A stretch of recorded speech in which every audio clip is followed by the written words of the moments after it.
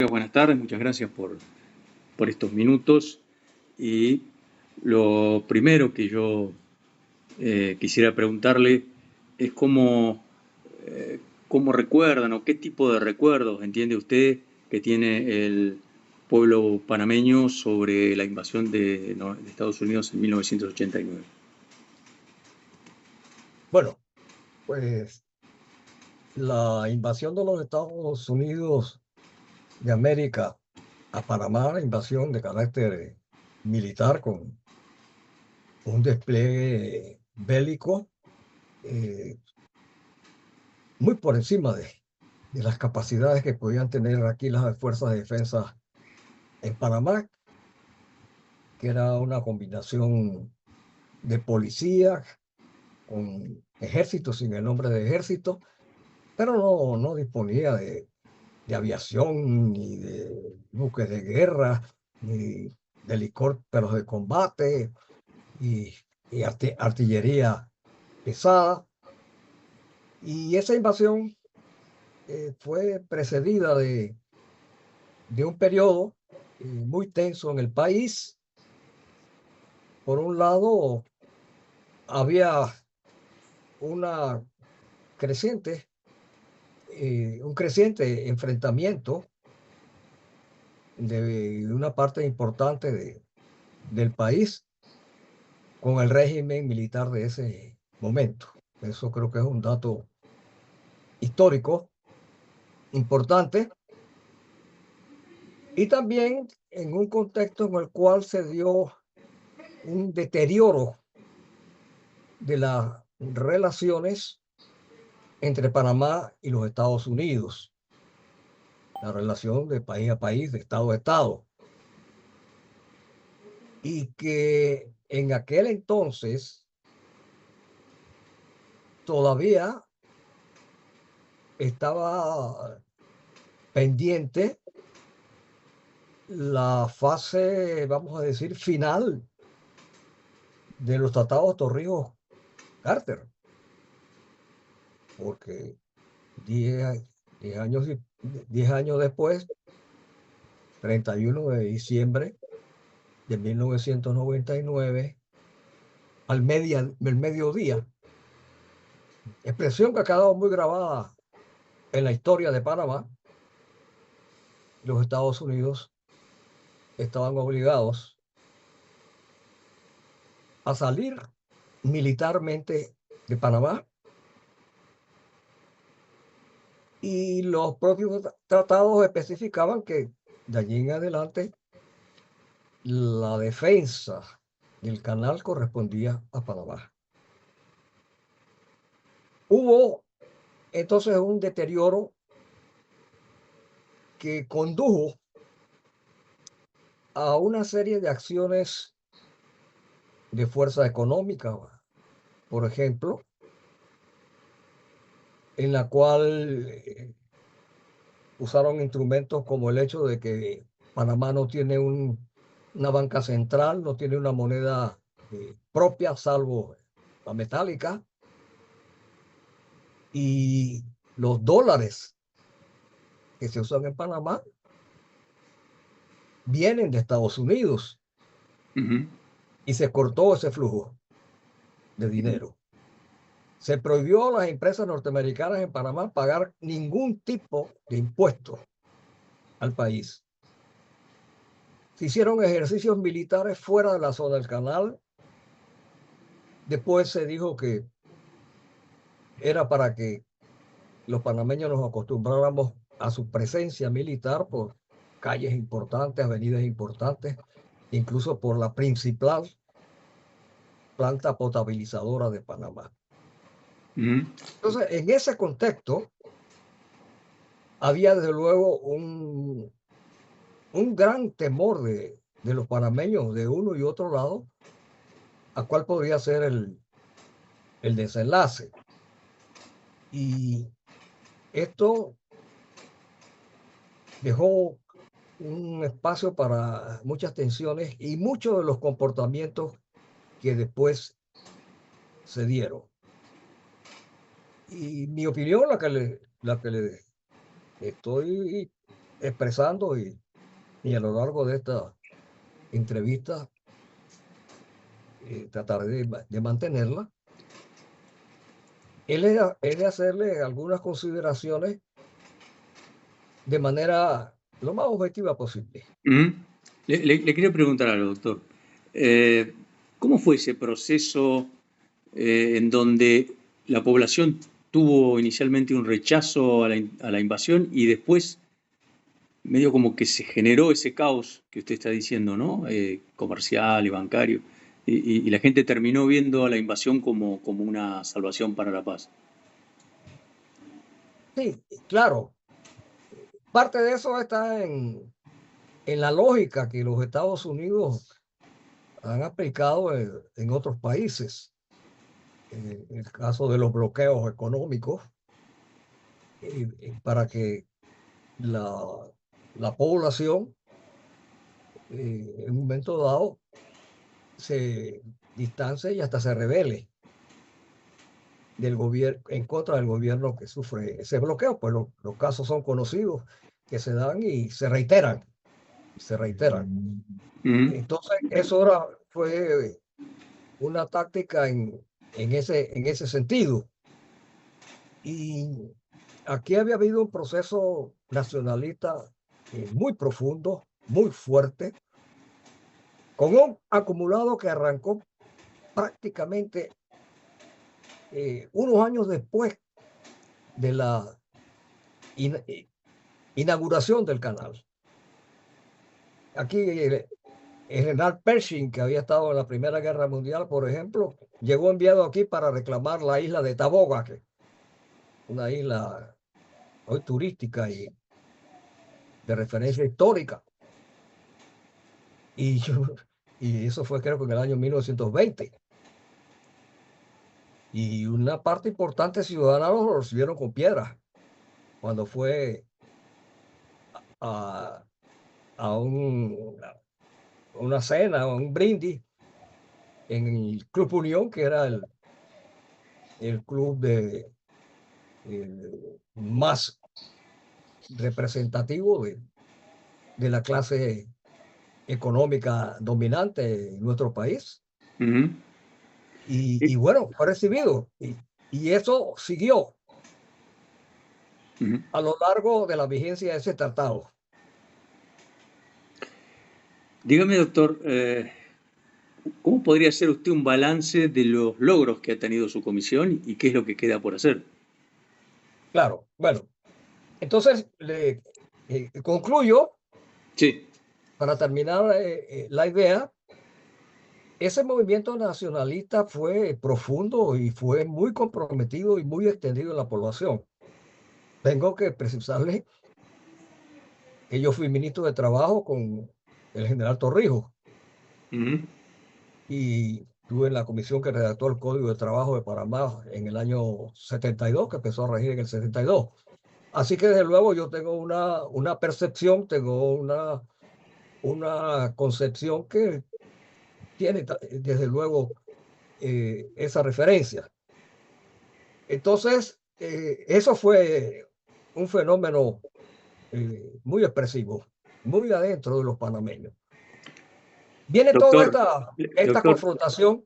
perdóneme, lo tengo que cortar porque no puedo dejar de preguntarle este hecho de que en el movimiento nacionalista no es lo mismo Torrijos que Noriega y sobre la sugestiva muerte de Torrijos. Le tengo que preguntar. Bueno, evidentemente, Torrijos llegó con un golpe militar y cuando él le dan a su vez un golpe, él estaba en México, él regresa en una avioneta de poca capacidad y allí es recibido a lo largo del país y se convirtió en un líder, en un auténtico líder. Ujú. Y él tuvo la capacidad de ser amigo del presidente de los Estados Unidos y también tener lazos de amistad con Fidel Castro. Mm. Fue a Libia, fue a Israel, y tuvo una presencia en el tercermundismo.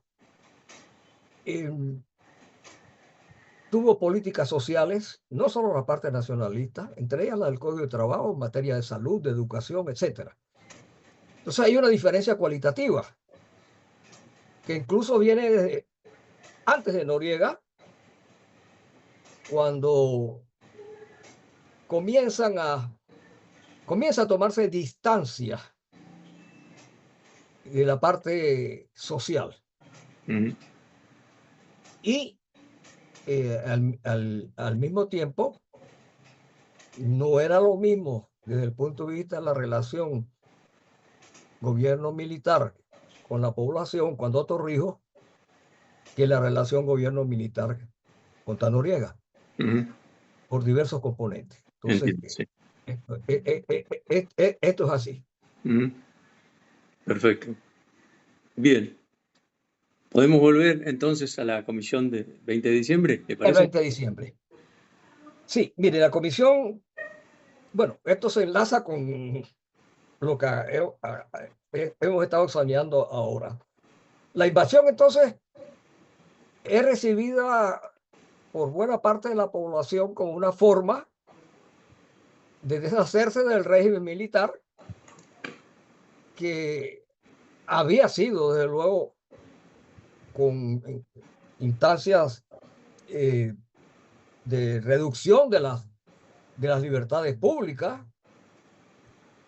y al mismo tiempo la parte económica. Aquí no había dólares y llegamos a una situación de trueque, triangulación de obligaciones y créditos, y todo eso cansó a la población.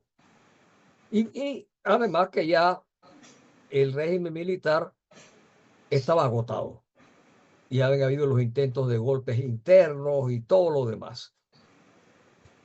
Entonces la reacción que se da cuando la invasión en una buena parte de la población fue de alegría. Claro. Y hasta muchas veces vitorearon a los soldados. Y eso condujo a que se perdiera de vista que era una invasión que no tenía fundamento jurídico, ni siquiera en los tratados, porque el Tratado Torrijos-Carter ya había surtido sus plenos efectos, solo le faltaba llegar al 31 de diciembre, perdón, que estaba cumpliendo sus últimos efectos y llegar al 31 de diciembre. Ya había desaparecido el concepto de zona del canal, era bolsones de presencia militar, pero no una franja completa a las dos orillas del canal. Entonces, esa reacción también condujo hasta a situaciones muy trágicas, porque los Estados Unidos no cumplieron con las obligaciones de guerra. El país que ocupa otro está obligado a garantizar la vida y bienes de sus habitantes. Así es. Y eso no ocurrió. Como no había policía, hubo saqueos en la capital, en la ciudad de Panamá. Algo que realmente dio una imagen interna para nosotros mismos muy dura y también hacia el extranjero. Entonces, aquí hubo distintas reacciones. Muchos no querían que se hablara del tema por aquello de mejor para que no se acuerden de mí, no me pasen factura, etcétera. Hubo denuncias de unos a otros, a unas ciertas, a otras falsas, para llamar, y llegaban los soldados. A mí en mi casa un vecino me puso un proyectil debajo del auto y llamó a los norteamericanos y me la allanaron. Y le dije, ¿cómo voy a tener aquí debajo del auto con vista a la calle? Porque no era un garaje cerrado. Y voy a estar aquí con ustedes. Bueno, la conversación que tuve me aceptaron, sí, pero que yo tenía que cumplir. Y eso, bueno, hubo casos de otro tipo, mucho más duros, hubo campos de concentración. Entonces, el país fue orillándose y duró 3 décadas a no tocar el tema. No tocar el tema al significado de la invasión, pero sobre todo, y ahí es donde entra la comisión del 20 de diciembre, el tema de los muertos con la invasión. Aquí hubo gente ametrallada en el auto y mujeres que iban a dar a luz y ametrallaban, muchachos incluso muy jóvenes, recién reclutados, que le habían infundido, quizás pues, con muchos se especula, que venían a encontrarse acá con feroces enemigos, cosa que no ocurrió porque desarticularon a las fuerzas de defensa desde el punto de vista militar, interceptaron todas sus comunicaciones y hubo quienes resistieron. Y eso es parte de lo que le ha tocado a la comisión. No es cierto que no hubo combatientes militares, los hubo. Claro que frente a un ejército aplastante, con aviones invisibles y helicópteros estrenándose en su capacidad militar, aquí no se podía hacer gran cosa. Entonces, 3 décadas después, el presidente Varela tuvo la valentía de designar una comisión. Y esta comisión se creó mediante un decreto ejecutivo de 19 de julio del año 2016. A mí me tocó ser parte de esa comisión. La presidió el ingeniero Planels, Juan Planels, una figura muy respetada en el país. Yo personalmente con él siempre tuve una cordial relación. Yo más vinculado al sector de los trabajadores en el país, él con el sector de los empleadores. Y era una persona que no se le podía atribuir sesgos que comprometieran una capacidad de análisis recta. Él era de origen cubano, se vino al poco tiempo que empezó la revolución en Cuba y vivió por muchos años aquí. Y bueno, se ganó un gran prestigio. Él lamentablemente falleció hace 3 años. Desde entonces yo estoy presidiendo la comisión. A Doctor, nosotros se nos comentó, me permite dígame, una pregunta claro, más. claro. ¿Cómo está el tema de la identificación de las víctimas de acuerdo al trabajo forense? ¿Está caminando eso? ¿Está parado? ¿Cómo es? Sí, está caminando.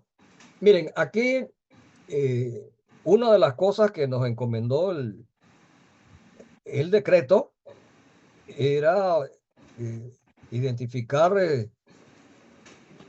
tanto la cantidad como la propia identidad de los fallecidos, realizar exhumaciones que se hicieron con el Ministerio Público e incluso en el principal cementerio donde se habían enterrado. Me contó un periodista que estuvo allí, yo no estuve allí, pero no estaba en la comisión, que cuando se hizo la primera apertura había incluso cadáveres con las manos atadas hacia atrás. Yo, el periodista lo dijo públicamente y lo que ocurrió es que los Estados Unidos no dieron un trato digno a los cadáveres y los amontonaron y se hicieron. Un año después comenzaron a hacerse exhumaciones, muchas personas se llevaron a sus familiares y luego un norteamericano había sido ejecutado, que era creo que una persona del sector de inteligencia norteamericana y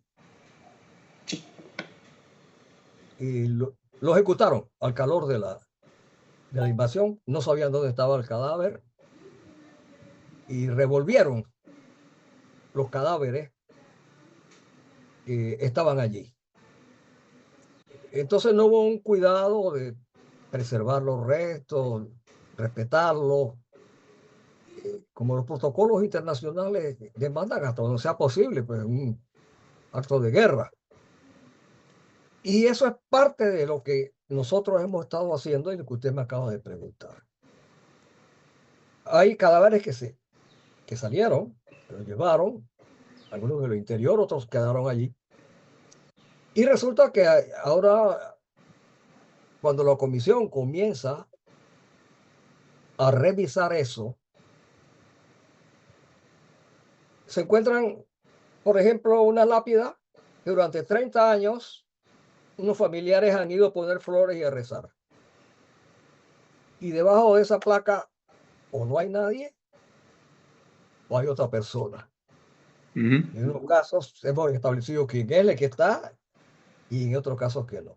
Hasta el momento, con el apoyo del Instituto de Medicina Legal y Ciencias Forenses y la Asociación Antropológica de Guatemala, se han logrado ya identificar 11 restos. Muchos de ellos estaban muy deteriorados y estamos en el proceso de hacer un nuevo examen. Hemos tenido casos negativos, donde, como le decía, se creía que era una persona. Hemos ido construyendo un banco de ADN para poder hacer las comparaciones. Y a medida que ha cambiado la actitud nacional y se perdió el miedo a enfrentar esto, entonces hay familiares que se han acercado y a quienes han dicho, ese que me decía que era mi padre, mi esposo, etcétera, ese no es. Bueno, le hemos dado eso, pero mire, hemos encontrado casos casi que de antología, no sé si la expresión es la apropiada. Es decir, había una placa con el nombre de un señor y el señor estaba vivo y estaba en situación de calle porque era un menor de edad cuando bombardearon el Chorrillo, y él y otro menor, pues, pero era un menor ya 17 o los 18 años ya quizás, estaban ayudando a las personas de edad a salir de las casas, de los cuartos. Y él recibe un balazo en el tobillo y el que muere es el compañero. Él va al hospital, va a su casa y quedó en situación de calle, durmiendo debajo de un puente. La familia eso no lo pudo convencer de dejar eso. Entonces, a él se le hizo incluso un reportaje por televisión y era una persona muy querida por todo lo que tenía en relación. Pero así como ese, aquí no hubo ninguna preocupación en el país. ¿Por qué pasó con los menores, los niños? ¿Qué fue de su vida? Algunos concluyen que muchos quedaron en pandillas. Entonces, hubo otro caso reciente en el cual llega la señora y nos dice, era un militar, no sé, el grado, pues no eran altos grados, pero sí era, creo que semioficial. Y que ella le dijeron que su esposo estaba en una zanja, lo toma y lo lleva a un cementerio ya cerrado. se usaba clandestinamente.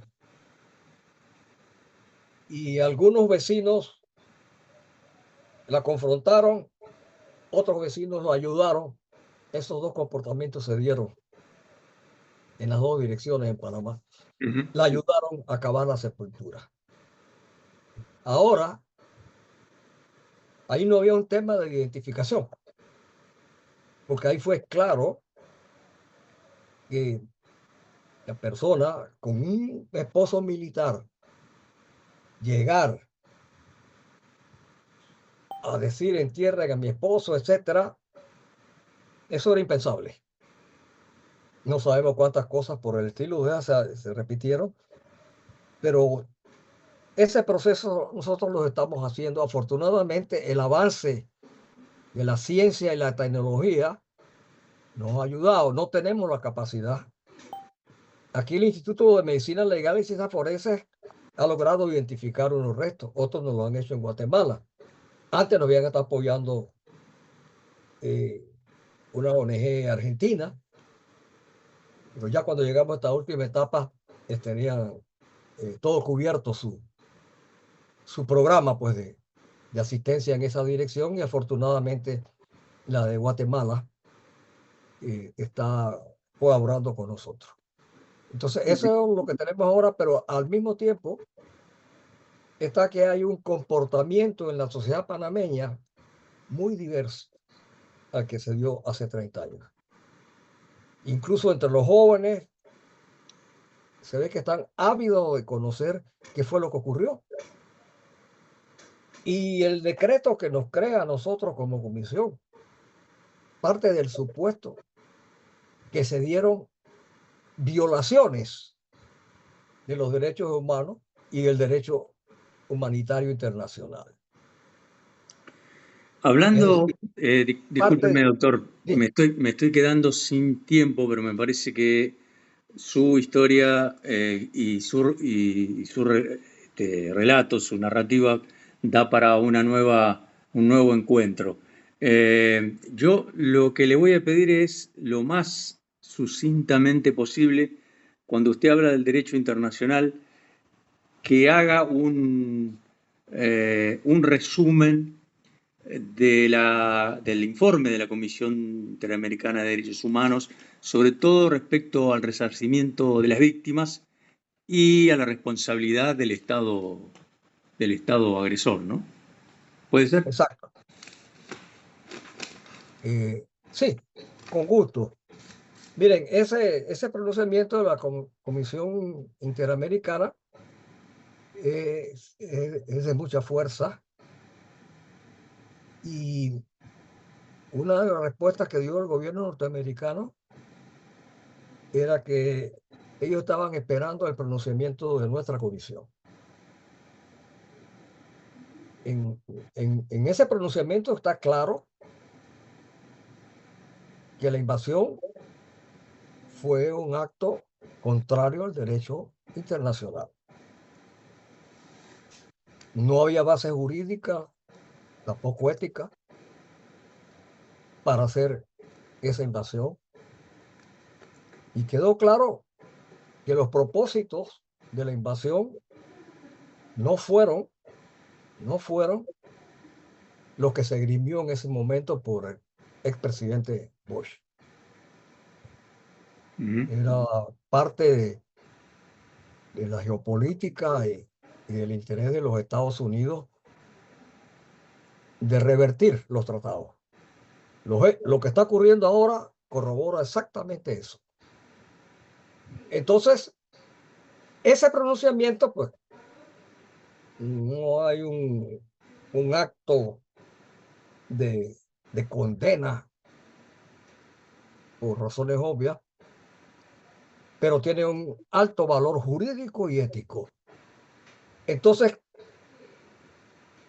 a nosotros se nos encomendó hacer un informe final, entre otras cosas, como lo de el número, la identidad, las víctimas, las recomendaciones de resarcimiento. Y nosotros en el gobierno, cuando estaba el gobierno anterior, debo precisar que la comisión fue de prórroga en prórroga. Hemos venido, ¿ah? Ujú. Y entonces, con el gobierno anterior, poco antes de terminar su periodo, nosotros obtuvimos una prórroga más hasta enero de 2027, pero le entregamos unas recomendaciones preliminares y estamos trabajando en un documento que esperamos entregar de aquí a fin de año al gobierno actual, digamos, más nutrido de elementos. Y allí, digamos, la recomendación básica es que Panamá le pida a los Estados Unidos establecer una mesa bipartita para ver el tema de la reparación. Esa es nuestra recomendación principal. Y queremos también reiterarla en este gobierno antes del fin de año, pero ya para fin del próximo año tenemos que tener el informe final. Nuestra intención es lograr que la comisión tenga un carácter permanente, no por nosotros los que estamos, pueden venir otros desde luego, pero que ya por una ley se establezca sobre todo para el tema de la custodia de la memoria histórica. Hay mucha gente interesada, tenemos ya relaciones contractuales con los archivos nacionales para que se vayan depositando toda nuestra documentación o replicando la que tenemos allí, porque desde luego si en algún momento no es factible tener permanencia, tendríamos que dejar todo lo que tenemos. Hay entrevistas, señor periodista, que son aterradoras de testimonios. Eso es el testimonio de quien era un niño de 7, 8 años que iba con su padre, que era pues uno de los llamados, quizás usted ha oído la expresión, batalloneros, que era de los batallones de la dignidad, que eran civiles que se entrenaron. Y ya él iba derrotado con su hijo caminando en una de las barriadas de Panamá. Y un odontólogo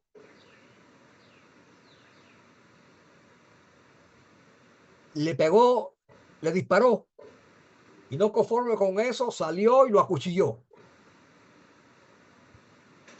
Hubo alguien que, sin darnos nombres, escribió un artículo que publicó el diario La Prensa, relatando ese hecho. Bueno, cuando ese niño, ya adulto ahora, dio su declaración, estremecedora, Ujú. estremecedora. Ujú. Bien, doctor Murgas, yo le agradezco muchísimo estos minutos.